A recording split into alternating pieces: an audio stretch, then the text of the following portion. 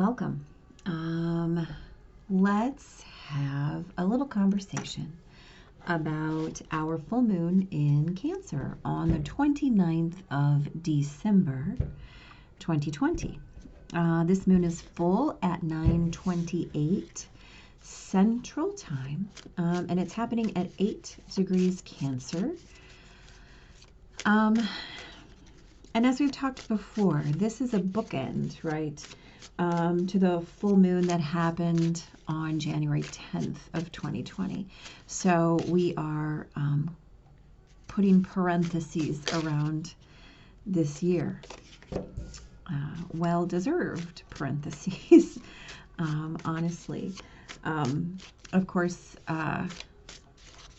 yeah. So Cancer is at home.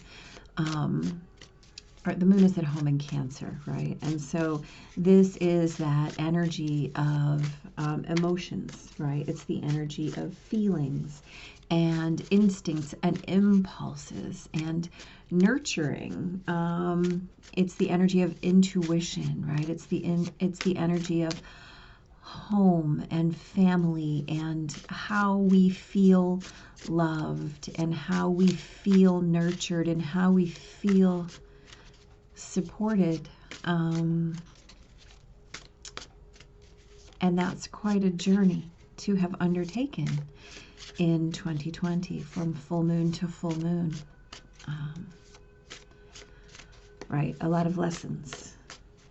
So let's talk about the astrology first.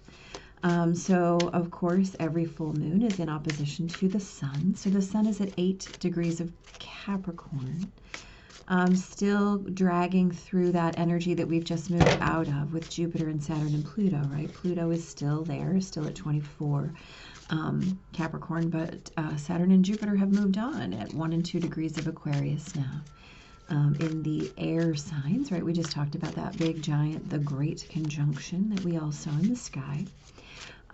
So the sun is conjunct Mercury. Mercury is sitting at 14 Cap, and so the sun is about our will and our vitality and our life force energy, right? And Mercury is about our communication, our expression, and both of these are personal planets, right? As is the moon. So these three are actually very directly affecting us as humans, right? We are feeling this, right? We're feeling the ways that our communication is being affected by Mercury right now, and the way that our feelings are being affected by this big giant full moon in Cancer. You know, Cancer is as it rules the moon is that tidal energy, right? That ebb and flow.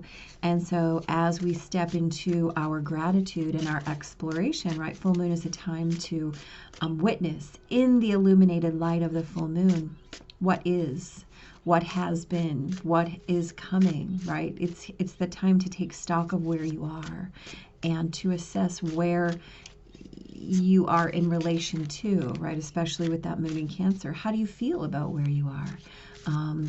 Does it feel nurturing? Does it feel comforting? Does it feel like home, right? Does the space you are in, whatever space you've created in this energy of 2020, does it feel like home to you?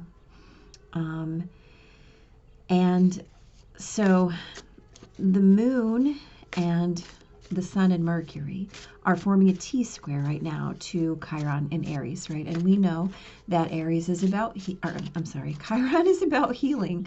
And those wounds, right, that we carry, the things that we are called upon to heal, and the things that we are called upon to not only heal within ourselves, but then to hold space for others as they work through their process. And so in that T-square, Sun and Mercury, the moon and Chiron, we are being asked to leverage how we feel and how we express our feelings against that Chiron energy, right? That energy of being triggered. So this healing that we have undertaken, right, of our own wounds, of our own triggers of our own self-programmed or environmentally or situationally or circumstantially programmed reactive natures. How have we been able to shift and heal that into a responsive nature? Personally, right? Personally, Sun, Mercury, Moon. How have we been able to make those shifts, right? What are we aware of? And again, does it feel right? Does it feel aligned? Does it feel like home? Does it? That's a question you need to sit with as you create your gratitudes and awarenesses, not just for this full moon, but for the shift of our calendar into 2021.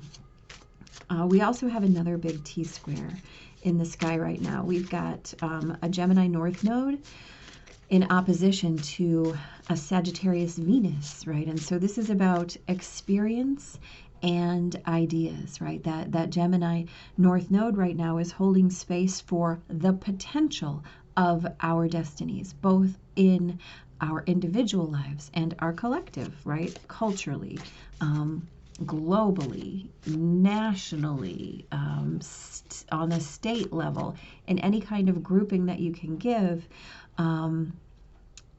How are we creating our destiny, right? Gemini is the sign of dynamic intake of data, information processing, constantly able to process every single possibility, right, at any given moment. And so as Gemini in the North, or the North Node in Gemini, really has limitless capacity right now to allow us to create our destinies on the individual and the collective. As Gemini opposes that Sagittarius Venus right now, Venus is all about what we love in the 3D, right? And Sagittarius wants to experience it. So how do we create our destiny in terms of what we want to experience, right? Whether that's in 3D or any other dimension, it doesn't matter. We need to be mindful of that, as it is that those 2 points are leveraging Neptune. Neptune is at home in Pisces, and that is again about how do you feel and how do you want to feel, right? Does it feel right? Does it feel like home? Okay, when you're talking about love and destiny and experiencing things in terms of those feelings that are better felt than spoken, right? And still we have the Sun conjunct Mercury. We're being asked to try to put all of those things into perspective. How do you feel and how do you want to feel? Where is your comfort and where do you want to find your comfort? Where is your home? Where do you want it to be? Where is your soul at rest? Where is your heart at rest? And how have you created that, or how have you moved away from it in these bookends in 2020? And what are you going to do about it? Are you going to continue in the path you've chosen? If it feels like home, absolutely. Absolutely, dig in and create more. If it feels like home, keep going. If it doesn't, you might want to choose again, right? If it doesn't, you might want to choose again. Pluto is still squaring Mars with just a couple of degrees of difference between them. Jupiter and Saturn are still kind of hanging out in that space as well. And yeah, there's just a lot of support up there, right, for our full moon, for that big giant beautiful luminous reflector of our feelings, right, as the sun reflects through the moon, right? This is about our will and vitality becoming part of our experience, right, part of how we feel, and setting ourselves up in the best way possible so that we are able to experience in 2021, in addition to just this next moon phase, how things are going to feel like home, right? It's our obligation to create situations where we feel at rest, where we feel at home, right? Pursue what nurtures your heart, pursue what nurtures your soul, and let go of the rest. And in this time of full moon, especially in Cancer full moon, we are absolutely readily prepared to honor and witness and hopefully to claim all of those things for ourselves. Okie dokie then. As we know, right, as we know how we want to feel, most importantly. So let's look at the cards, right? So we talked about feeling at home, right? The Six of Cups is all about that nostalgia. It's about that feeling, that feeling of absolutely being loved unconditionally, being accepted. This is that childlike love, right? With no expectations, with nothing in the way, right? Just pure, unadulterated love. All those cups are filled and they're full with flowers, and this is just a lovely, unencumbered love. I'm called to talk about the heart chakra right now. You know, the Sanskrit name is Anahata, and the word Anahata means unstruck, right? And this means to love in such a way as though you've never been hurt, right? Purely and in that beautiful, divine way. You know, and so it's clarified by the star. And I think it's important to say right off the bat that the star is the card that comes after the tower in the tarot, right? So the star is all about rebirth, renewal, divinely guided reconstruction, right? This is about reclaiming this sense of unstruck, this sense of pure love, this sense of divinely guided, just beautiful sense of being in that energy, being the representation and the embodiment, right, of that energy. And like I said, this is about knowing what feels like home and pursuing what feels that way. So we also have the Two of Wands and the King of Cups. And the Two of Wands is a card of planning and choosing, right? And so as we see, he has two choices. He's got a lower choice and a higher choice. The higher choice encompasses the world, right? He's got the world in his hand, literally.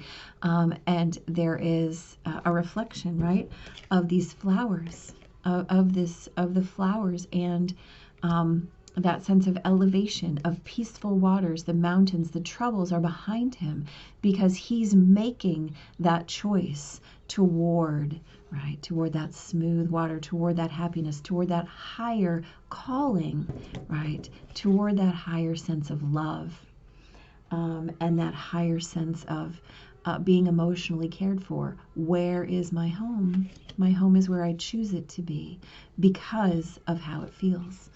We've got the King of Cups. He also has a cup in his hand and a wand in his hand, right? So cups are about emotion, right? And so here's the key to the King of Cups is this.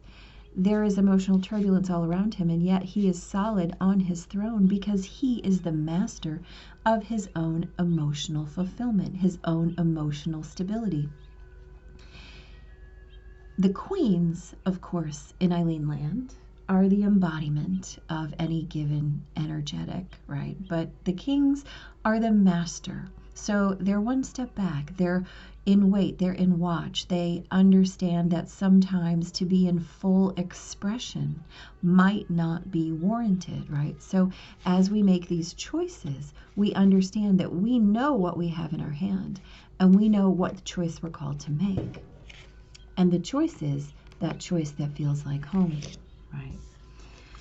We've got the Eight of Wands, clarified by the Page of Swords.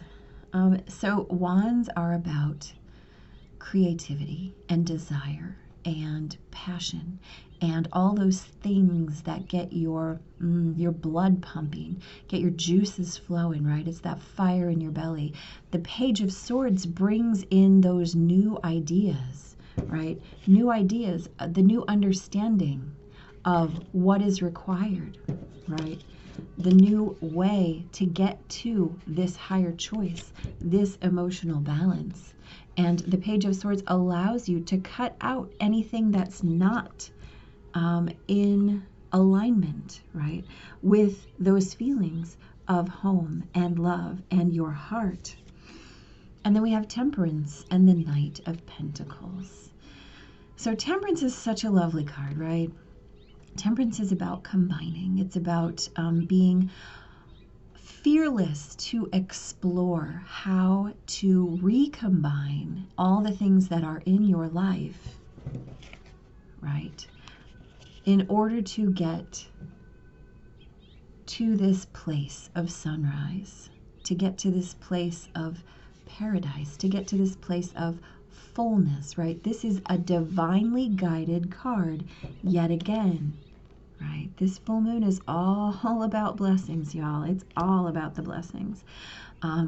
So it's asking you to be aligned as you recombine things, right? The Knight of Pentacles, the slowest knight in the deck.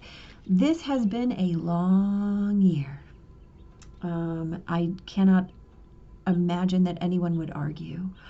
The Knight of Pentacles is a very slow-moving knight, but he gets where he needs to go, and he delivers the goods, right? And he is carrying those resources, right? And the resources that he hauls around are all of those resources, whether tangible or intangible, that allow you to be in your own emotional fulfillment, right? Because we know that resources are not always about what you have to put in your pocket. They are about how you fill your heart and fill your soul. And at this time of Cancer moon, right, we are being asked, again, what? Where is home? Right? You know, home is wherever you feel it is. And you know what feels like home to you, right? And you know how to get there. That's the thing. We always know our way home. We just have to have the courage sometimes to begin that journey. And this Eight of Wands is all about that journey. It's all about fast motion towards where you want to go. In order to do that, you have to know where you want to go, make the decision to get there, and be fearless about what road you're going to take, right? And so, yeah, it's a pretty doggone clear message. It's mostly about feeling into your feelings and then following those feelings to wherever they lead you. Ooh, really? Really, really, really, really, really? Okay, we'll take that. We'll take one more while we're at it. New life. Holy cow. Isn't that amazing? Isn't that amazing? It is our new life, right?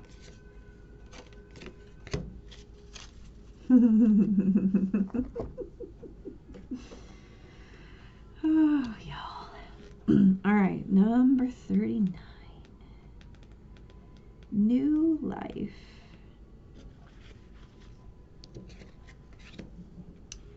The birth of new ideas, growth, opportunities, a breath of fresh air, life renewing itself.